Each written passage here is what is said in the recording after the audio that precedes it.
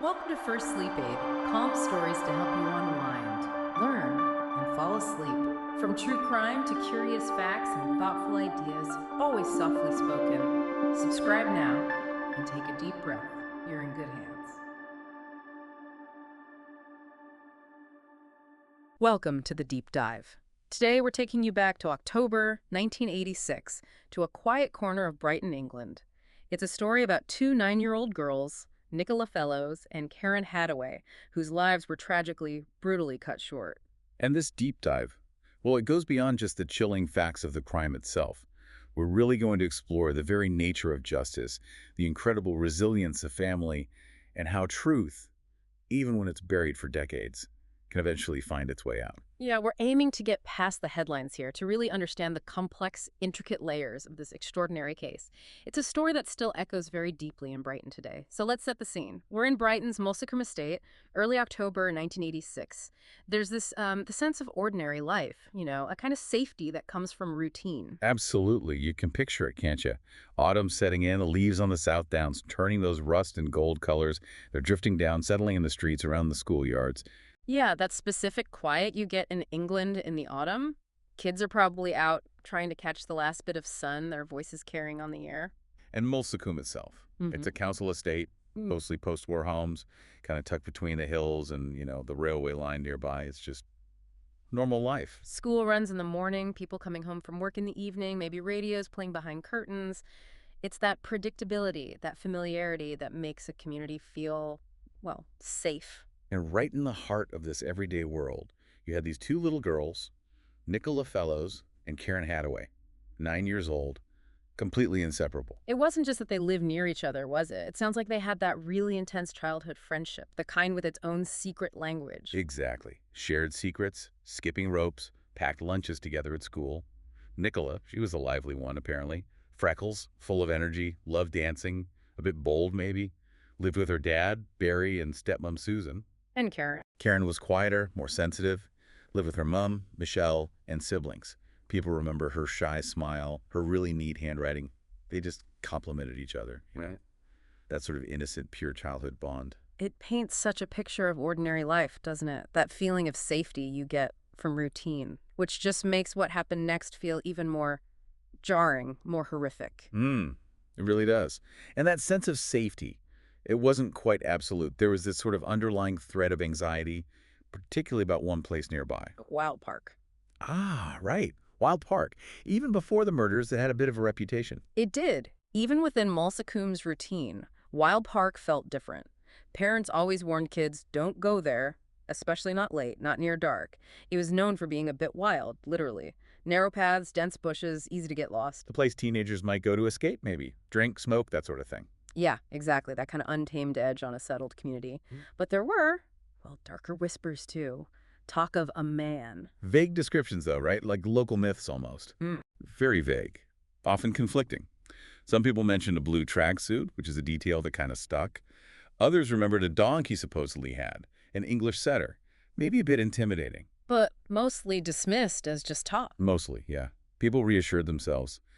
You know how these stories get exaggerated in communities?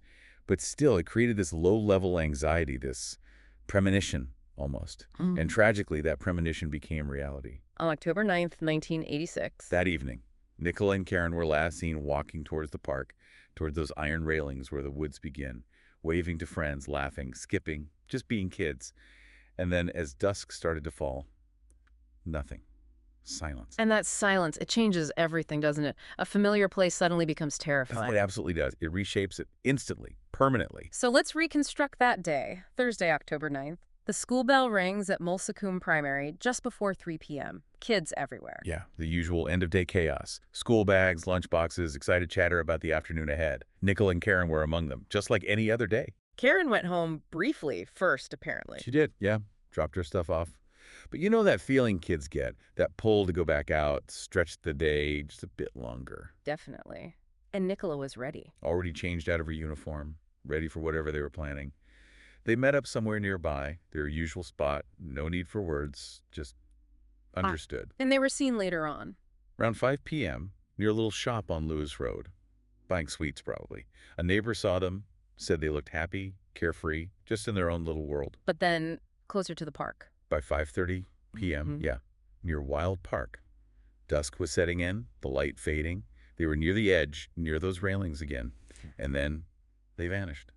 No one saw exactly where they went or what happened next. The worry must have started slowly at home. A glance at the clock. Exactly. Just a niggle at first. Maybe they're at the swings. Maybe with another friend. But by 7 p.m., Karen's mom, Michelle, she just knew. That parental instinct kicked in. Something was wrong. Nicholas' family, too. Yeah, starting to make calls. Panic rising. The girls aren't answering. They out where they should be.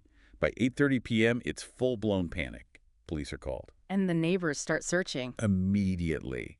Out with torches, coats on against the chill, calling their names into the dark, checking alleys, bus stops, anywhere they might be. But nothing. Can you just imagine that feeling? As the hours slip past midnight and the place you feared most, Wild Park, starts to loom in your mind, growing bigger, darker with every minute. It's terrifying. That familiar green space becomes this menacing shadow.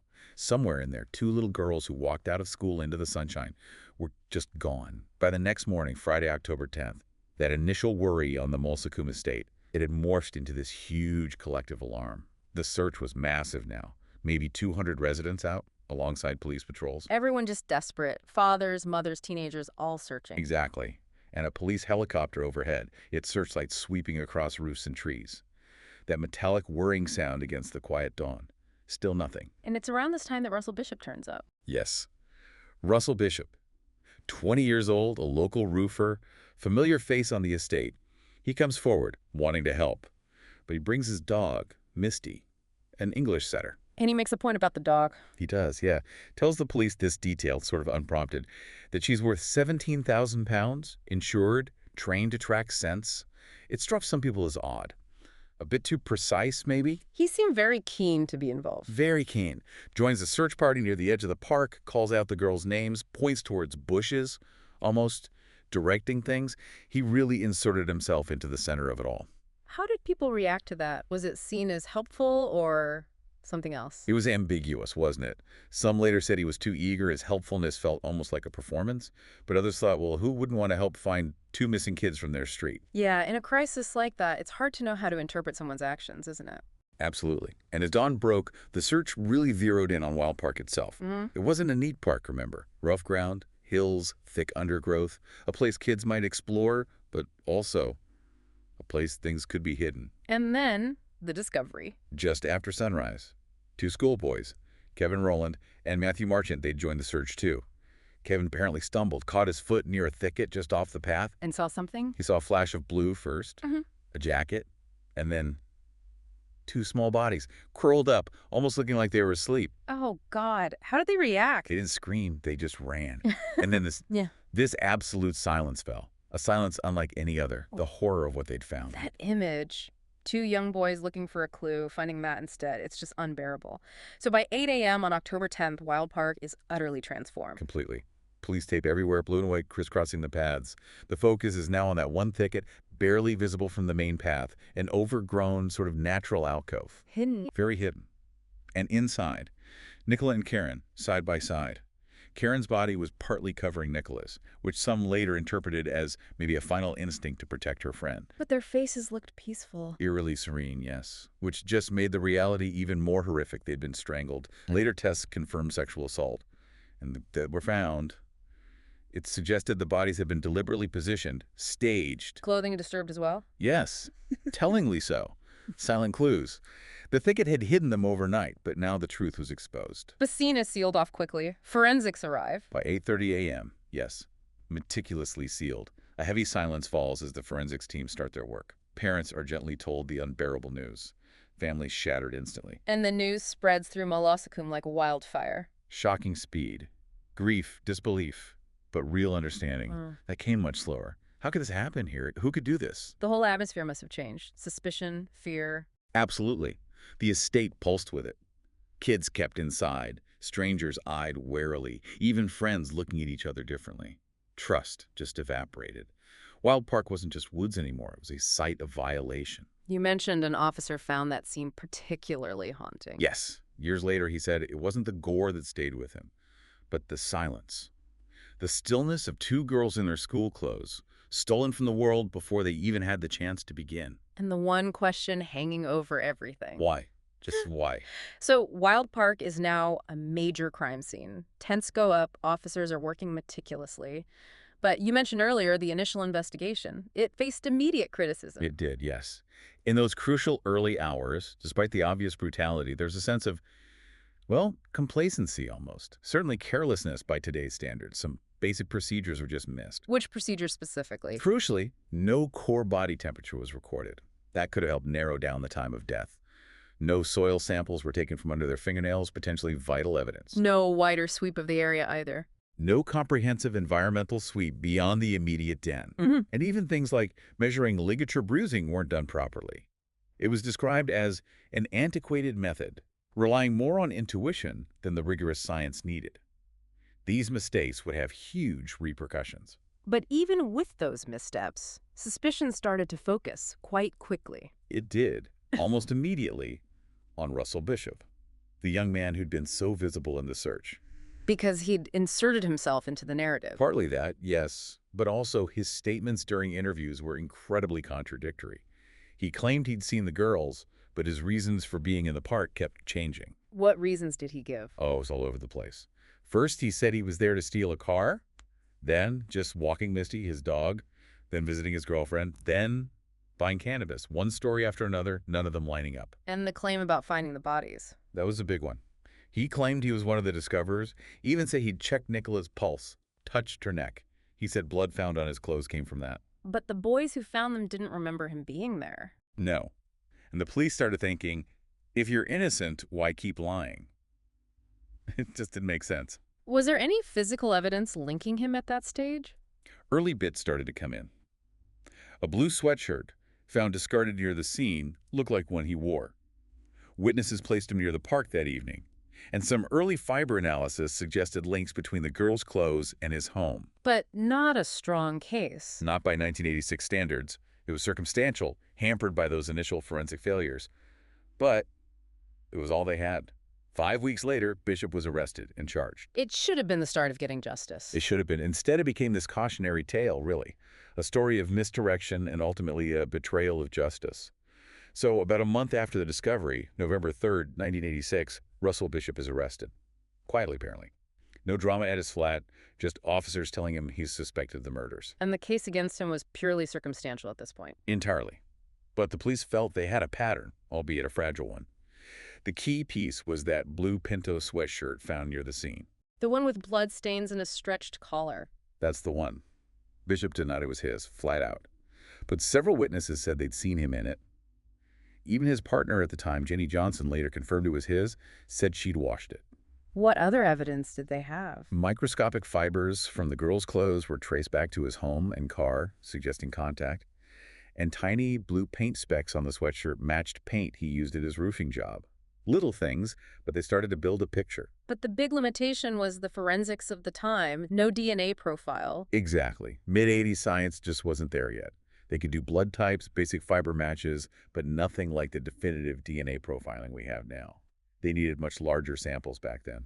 So the police knew the case was shaky. They must have, especially after the criticism of the initial scene handling. Public confidence was low, but they moved forward. Bishop was charged. How did the community react to the arrest? Mixed feelings, really. Some felt vindicated they'd suspected him, the one who searched too hard. Others were cautious. Was he just an odd young man caught up in it all? A scapegoat? And the families. They just had to trust the system. They had no choice, did they?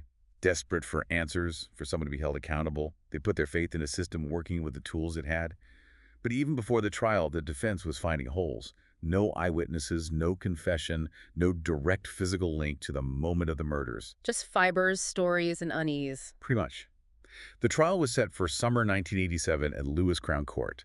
A huge risk. July 1987, Lewis Crown Court. It must have been an incredibly tense atmosphere. Absolutely packed. Journalists everywhere. The families, Nicola's and Karen's sitting separately, united by grief, but maybe already divided by those awful unspoken suspicions that had started to creep in. Then Bishop in the dock. How did he seem? Remarkably calm, apparently. Yeah. Almost detached. Looked like any young worker, which some found quite chilling. So the prosecution starts laying out its case. How did they approach it? Methodically. Painting him as having the motive, though, that was never clear, and certainly the opportunity. He knew the park well, lived nearby, seen near the girls. They hammered home the inconsistencies in his stories. And the claim about checking the pulse. They portrayed that as a clumsy attempt to explain away potential forensic evidence. Was it innocence or a pre-rehearsed defense? The sweatshirt was central, obviously. Absolutely, the centerpiece. Witnesses identifying it, his girlfriend confirming it, the fibers matching the girl's clothes, those trace elements, paint, pollen, soil linking to the scene, and Bishop's environment. It was the main physical thread. But the defense focused on pulling that thread. Expertly. They argued fibers transfer easily, buses, casual contact.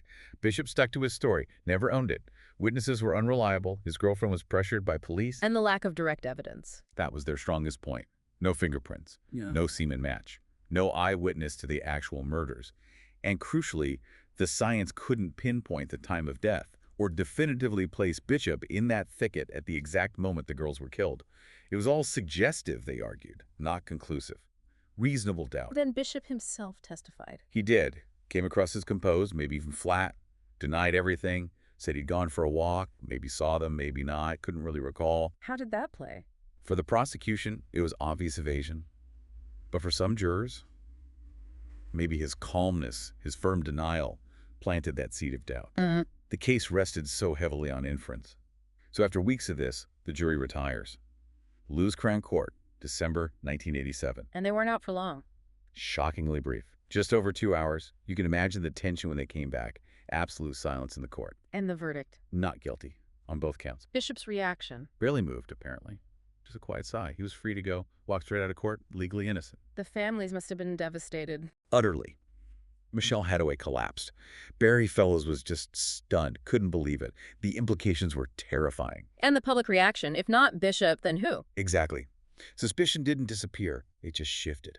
Awful whispers started about friends, family, even Nicola's father, Barry. No evidence, nothing official, but that doubt, it stuck, poisoning the community for years. And legally, that was it, double jeopardy. That was it, a cornerstone of English law back then. Once acquitted, you couldn't be tried again for the same crime, no matter what new evidence came up.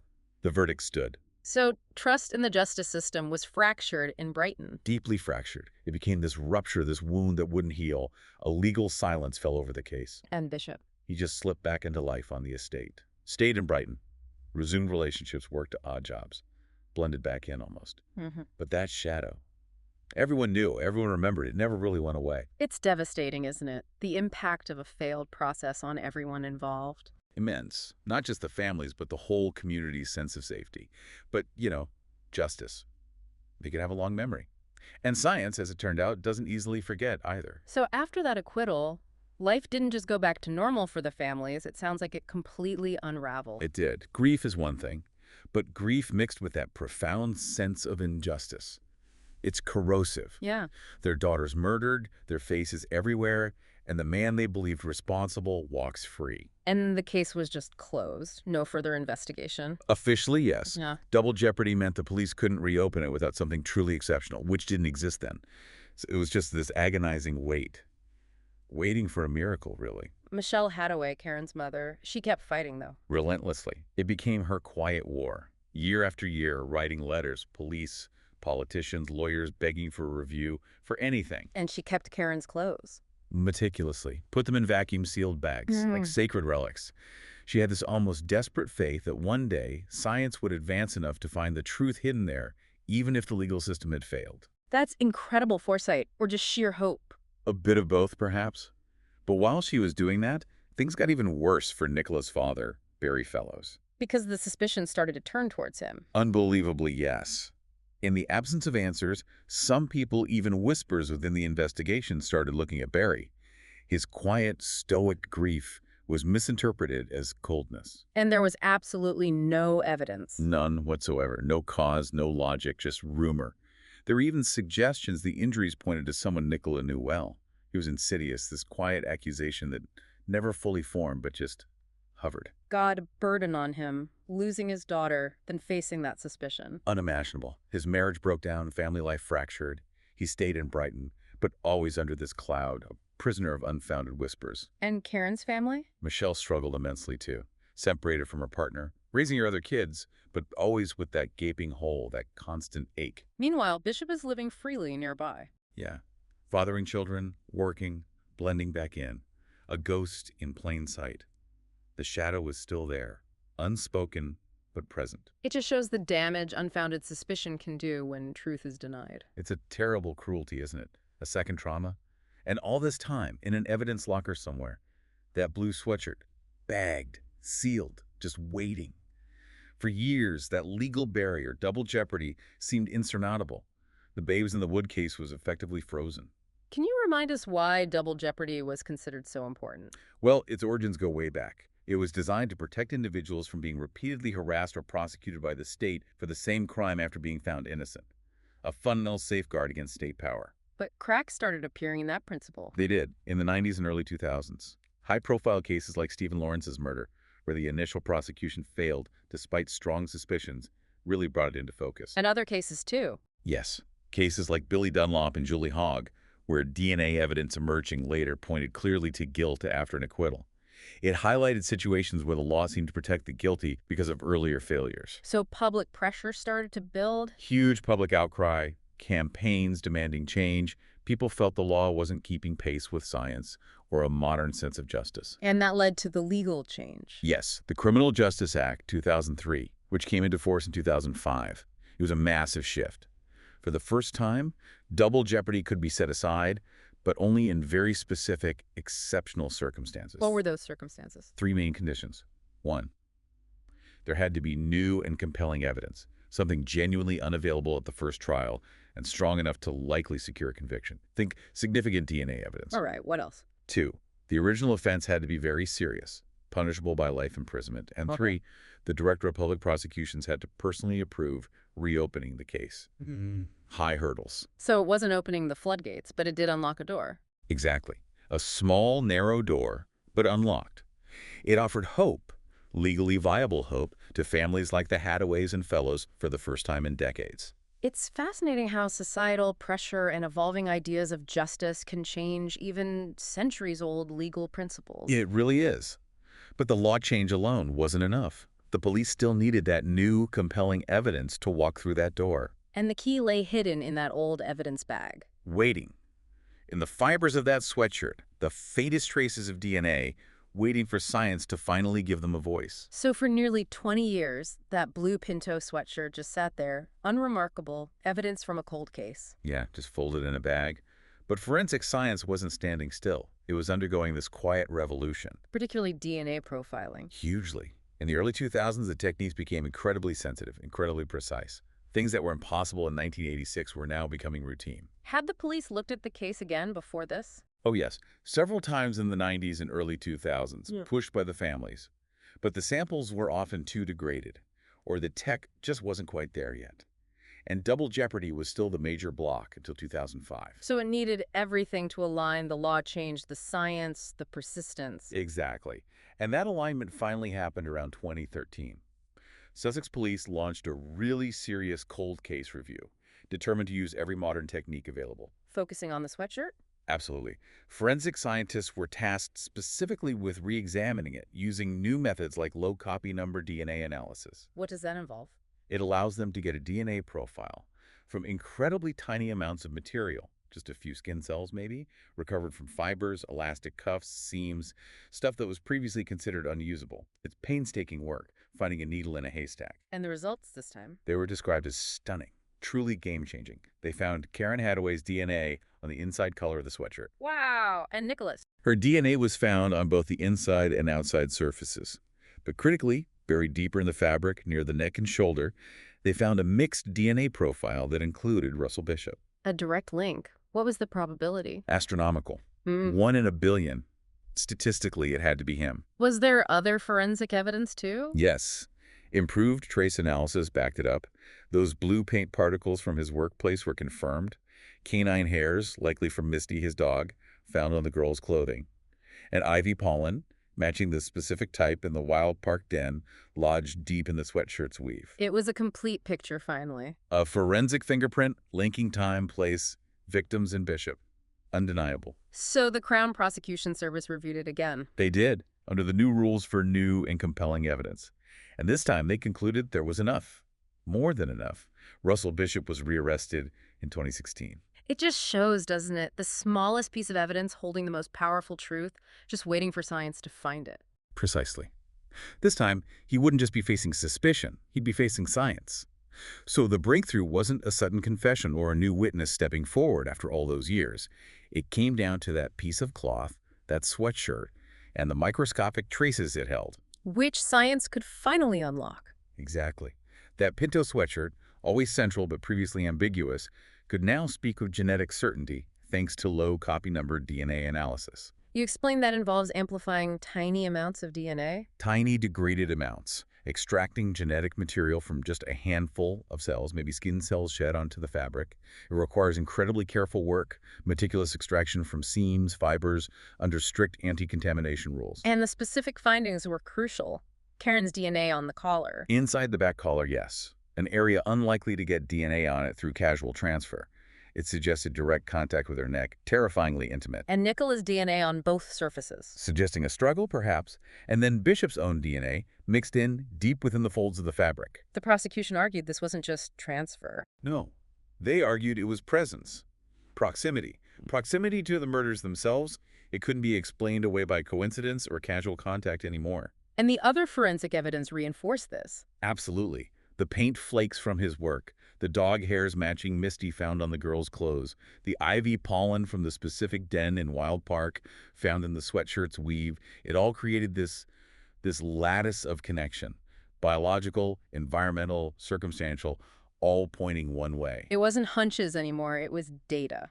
Data, geometry, science making justice visible after decades. It really underscores the power of physical evidence, how it can outlast time and human error, waiting for its moment. So 2016, Russell Bishop is questioned again. Where was he by then? He wasn't living in Brighton anymore, but still in Sussex. And importantly, he was already serving a prison sentence. Not for the Brighton murders. No. He'd been convicted in 1990 for abducting and assaulting another 7-year-old girl. A crime with chillingly similar patterns to the Babes in the Wood case. What were the similarities? Luring a child from a public place, taking her to isolated woods, sexual assault, attempting to strangle her to silence her. Thankfully, that victim survived, and Bishop was convicted for it. So detectives approached him in prison. Yes, but this time they came armed with that new, devastating forensic file. Okay. The DNA, the fibers, the sweatshirt story. Bishop apparently remained mostly silent, just offered denials. The next step was the Court of Appeal to overturn the double jeopardy protection. Exactly. Prosecutors had to formally apply, proving the new evidence was compelling and genuinely unavailable back in 1987. And the court agreed. They did. Yeah. In 2017, they made the historic decision to lift the double jeopardy protection for this case. The 1987 acquittal, once legally unbreakable, was set aside. How did the families react to that? Vindication. Vindication, yes, hugely so. But not relief, not yet. They remembered the first trial too vividly, the hope followed by devastation. They knew this was it. No third chance. So the second trial wasn't just about prosecuting a crime. It was about confronting a historic failure of justice, about finally getting it right. And it went ahead in October 2018. Yes, at the Old Bailey in London, same charges, same defendant. But a completely different narrative. The prosecution wasn't talking possibilities anymore. They were talking certainties, backed by molecules and fibers. Science was finally testifying. October 2018, the Old Bailey. It felt different from the 1987 trial. More clinical, maybe, reflecting modern court procedures. But the underlying emotion, the grief, the anticipation that was just as raw. And Bishop looked different, too. Older. Yes, 52 by then. Heavier, graying. Very different from the boyish figure of 1986. But facing the same charges. The murders of Nicola and Karen. How did the prosecution open? With quiet force. They focused immediately on the science, that 1 in a billion DNA match. They called the sweatshirt itself a witness, carrying the undeniable traces of Bishop, the girls, and the park. Did they bring up the 1990 attack on the other girl? They did. Argued it wasn't coincidence, but pattern evidence, a modus operandi showing his signature behavior, his predatory nature. He painted a deeply disturbing picture. And his conflicting statements over the years. Laid out meticulously. How his story shifted, walking the dog, stealing a car, visiting his girlfriend. The claim he found the bodies, contradicted by the actual discoverers. They suggested he'd inserted himself into the search, maybe to observe the chaos he had caused. And the fiber evidence was presented again? Yes, but now contextualized by the DNA. Fibers on the girl's clothes, in his car, matching the sweatshirt and his home, presented as this intricate web of contact that couldn't be innocent. Must have been overwhelming for the jury, excruciating for the families. Immensely. Hearing it all again, seeing the evidence laid bare. But this time, the silence around the case was truly breaking. So how did the defense respond to this mountain of forensic evidence? Bishop maintained his not guilty plea. His team had a really tough job. They tried to argue the evidence was flawed, maybe contaminated over the A decades. cross-contamination argument again. Yes, suggesting that handling in the 80s wasn't as rigorous, so maybe innocent transfer occurred. They argued fibers travel, DNA transfers casually. They kept coming back to reasonable doubt. Did Bishop offer an explanation for his DNA being on a sweatshirt or at the scene? He fell back on an old line, claiming he had approached the bodies to check for signs of life, touching them, kneeling beside them. That's how his DNA got there, he suggested. But that contradicted his earlier stories. Massively. He previously denied being there when they were found or even seeing them. His timeline just kept shifting under cross-examination, undermining his credibility. And then his former partner, Jenny Johnson, testified. That must have been explosive. It was incredibly powerful. She had given him an alibi back in 1986. Now, facing perjury charges herself, she admitted she had lied back then, claiming Bishop had pressured and frightened her into it. So she effectively confirmed the first trial was manipulated. That was the implication, yes. It gave huge weight to the idea that justice had been actively perverted the first time around. How did Bishop react throughout this? Very little emotion, apparently. Just denial. Denied knowing how the sweatshirt got there, denied seeing the girls, denied everything. But denial looked very different against the backdrop of the DNA. The prosecution must have hammered that point home. They did. Their closing statement included the line, "DNA doesn't lie, people do." The picture painted was one of guilt, certainly, but also of deep, calculated evasiveness. It wasn't what if anymore. It was how could it not be him? December 10th, 2018, the jury comes back in. 6 men, 6 women. They've heard 5 weeks of evidence, decades of history, condensed into that courtroom. The tension must have been unbearable. Everyone holding their breath, families, press, officers who'd worked on this for years. And the verdict. Guilty on both counts of murder. Bishop's reaction. Motionless. Yeah. Blank. But behind him, just this wave of release. Not joy, not triumph, just relief. A breath held for 32 years finally let out. For Michelle Hadaway and Barry Fellows, confirmation. Confirmation. Vindication. Not closure. Grief doesn't just close, but proof that their daughters hadn't been forgotten, that their fight meant something. Wow. Proof that the truth was finally acknowledged. The weight of that verdict, emotionally, after all that time, Yeah. it's almost impossible to fully grasp. When was he sentenced? May 2019. Life imprisonment, minimum term 36 years. The judge, Mr. Justice Sweeney, spoke directly to Bishop. What did he say? He said, "Your intention was to silence them. You were not successful because the truth has spoken." Powerful words. And the family statements. They spoke of absence, missed birthdays, school uniforms never worn again, stolen futures, but also of justice. Late, flawed, but real. So Bishop would never be free again. No. The sentence ensured that, and it finally named what had been denied for so long. Nickel and Karen were not forgotten. Their memory endured. The law finally caught up. After that 2018 guilty verdict, Sussex police did something quite remarkable, really quite rare in British policing. An apology. A direct, profound apology to the families. Not just a statement, but face-to-face acknowledgments. The Chief Constable, Giles York, stood up publicly. What is he? He said, "We are deeply sorry for the mistakes made in 1986. The original investigation fell far short of the standards we hold today, and those failures allowed a dangerous man to escape justice for far too long." He acknowledged the specific failures. Yes, the whole cascade. Forensics not gathered properly, crime scene not secured, witnesses mishandled, the flawed alibi accepted, the erosion of community trust, and the terrible weight the families carried because of those failures, including the unfounded suspicions cast upon them. Did they meet the families privately too? They did. Officers met them, listened without justifying, shared documents, gave them space to express decades of pain and frustration. Acknowledging that while Bishop walked free, the families suffered not just grief, but doubt cast by the system itself. How was the apology received? Necessary for Michelle Hadaway. Yeah. Long overdue for Barry Fellows. But understandably, not enough. An apology can't bring back a child. But it names the truth.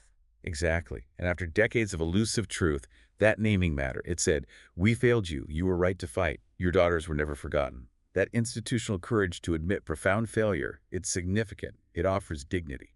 And what about Wild Park itself? Does it still carry that shadow in Brighton? It does, I think. It still stands, kids still play there, dog walkers use the paths. But something has shifted beneath the surface. It's etched into the local memory. Are there memorials there? Not grand monuments, more subtle things. Yeah. Flowers appear on anniversaries. Candles sometimes by the railings. Schools nearby do murals or projects. After the verdict in 2019, Mosakum residents held a quiet vigil. Low key. Very.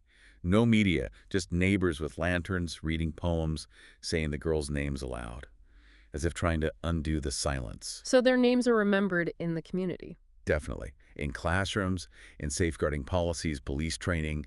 It's part of Brighton's story now. Because it wasn't just about two lost children. It was about that breach of safety. The idea that danger came from within, from next door. Teachers still talk about it. Yes, not to scare kids, but to teach about trust, vigilance, the duty of care adults have, especially when systems fail. Nicola and Karen's faces, those school photos, they're part of Brighton's conscience. So their legacy isn't a statue, but something carried internally. Exactly. A warning, a call to remember, a promise. It shows how a community carries tragedy, transforms it into a living legacy. It's not just what's built, but what's carried. When you look back at the whole story of Nicola Fellows and Karen Hathaway, it really does act like a mirror, doesn't it? Reflecting what, exactly? Reflecting the failures of institutions, definitely. Reflecting science that evolved too slowly at first, but ultimately delivered the truth. Reflecting that awful culture of silence around Bishop for years. But also reflecting the family's persistence. Above all, yes. Their refusal to let their daughters just become cold case numbers. They wouldn't allow them to vanish into bureaucracy. It exposed flaws in the system, too. Brutally. How the system sometimes demands perfection from victims while tolerating failure from itself. Justice stood still for decades. But memory, driven by the families, kept moving. Why did justice arrive in the end? Because Michelle kept that jumper. Because Barry refused to be silenced or disappear under suspicion. And because science finally learned to hear the whispers the past was trying to tell. It's a powerful lesson about justice itself. That it's not always swift or loud. But when it comes, even decades late, burdened by silence and failure, it still matters immensely. It restores dignity. It acknowledges truth. It rewrites that final chapter. And it leaves a warning. A chilling one. That behind every unsolved case, families are still waiting. That the smallest fiber can hold the key. And that silence isn't absence. It's the ground from which memory insists on rising. So Nicola and Karen are remembered not just for the tragedy, but as proof of what endures. Love, persistence, and that quiet, relentless pull of truth. It shows the failings, yes, but also the incredible strength of the human spirit fighting for answers. Some stories stay with you, not because they offer easy answers, but because they demand something from you, make you reflect. This is certainly one of those. Wild Park is still there, on the edge of Brighton. The trees are taller now, casting longer shadows over the place where those two little girls played, and never came home. Things change, paths shift, branches grow over, but something remains. What is that something? It feels like a stillness, doesn't it? But not absence. More like insistence. The insistence of memory, of names still spoken, of truths that were buried deep, now finally, carefully brought into the light. Nicola Fellows, Karen Hathaway. Two girls who should have had lifetimes ahead of them, filled with their own stories. Instead, their story became part of ours, a difficult part of our understanding of justice. And it leaves us asking, how do we as a society hold on to memory? How well do we listen? And how long are we prepared to wait for truth to surface? Maybe the lesson is that justice delayed isn't always justice denied. Sometimes it's justice that demands more from us in the long run, more attention, more care, more time, a commitment to not letting go. It was a story of terrible failure, no doubt about it, but also, profoundly, a story of perseverance. Two families who refused to forget. A sweatshirt holding secrets, science evolving, a truth that waited in silence. And in that silence, maybe something else grew, something resilient. Something that sounds a bit like belief, perhaps? A belief that the past, if we tend to it carefully enough, if we listen closely enough, will still speak, ensuring the lost are found and the forgotten are finally truly remembered.